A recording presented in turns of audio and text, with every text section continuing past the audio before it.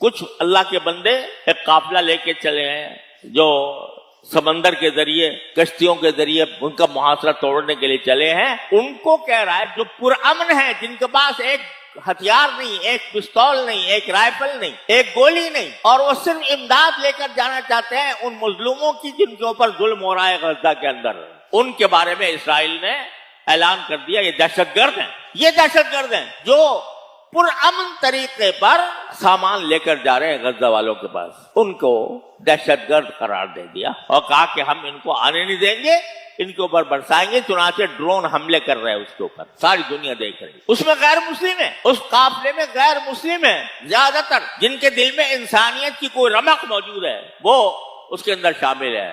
70 کشتیاں ہیں جو روانہ ہو رہی ہیں، اور الحمدللہ پاکستان سے بھی نمائندگی ہے، پاکستان کے بھی 5 آدمی موجود ہیں. اور اب جا کر ہمارے مفتی ابو لبابہ صاحب کے بھائی مولانا مظہر صاحب بھی اس میں جا کے شامل ہو گئے. اس کو تحفظ دینا چاہیے. ساری اسلامی مملکتوں کا فرض ہے کہ اس کو تحفظ دیں، اس کو حفاظت کے ساتھ اپنی جگہ پہنچانے کی کوشش کریں، اور اس کے اوپر اسرائیلی حملے ہوں تو ان کا مداوع کریں، اس کا جواب دیں. مگر یہ نہتے جاں فروش لوگ یہ جا رہے اور ہر طرح کے خطرات کا ان کو سامنا ہے، سمندری طوفان کا ان کو سامنا ہے.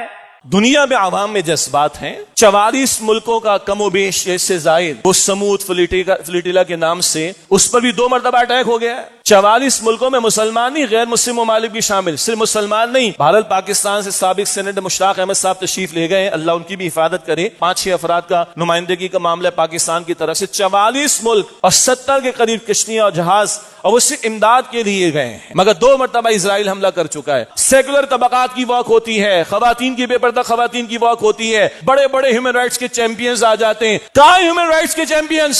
وہ جو سفید جھنڈے لگا کر سمود فلوٹیلا کے لوگ صرف امن کی بات کر رہے ہیں اور خوراک پہنچانے کی بات کر رہے ہیں، ان پر بھی حملہ کر دیا گیا. اس میں مسلمان نہیں، غیر مسلم بھی شامل ہیں. دنیا میں کسی کافر کے ساتھ ظلم ہو جائے ساری دنیا کھڑی ہو جاتی. 65-70 ہزار شہادتیں بھی کھڑا نہیں کر رہی لوگوں کو. یہ ڈویلٹی نہیں، یہ 2 رخا پن نہیں. اور کتنے پردے اور نقاب ہٹنے کا ہمیں انتظار ہے کب ہماری آنکھیں کھلیں گی. اور بہرحال یہ ایک ٹوکن ہے، ایک اظہار ہے. جو نتنیاہو 6 ملکوں میں 72 گھنٹوں میں حملہ کر رہا ہے وہ چھوڑے گا ان کو؟ اللہ ان کی حفاظت فرمائے. یہ تو غیرت دلا رہے ہیں کہ حکمراں تو بے غیرت ہو گئے، تم اپنی جانوں کا رسک لے کے خطرہ لے کے بھائی جا رہے ہو سمندروں کے اندر. ورنہ دوبارہ میں کہہ رہا ہوں 6 ملکوں پر 72 گھنٹوں میں حملہ کر رہا ہے، اس کے لیے ان لوگوں پر حملہ کرنا کون سی مشکل بات؟ اور کر دیا اس نے 2 مرتبہ حملہ.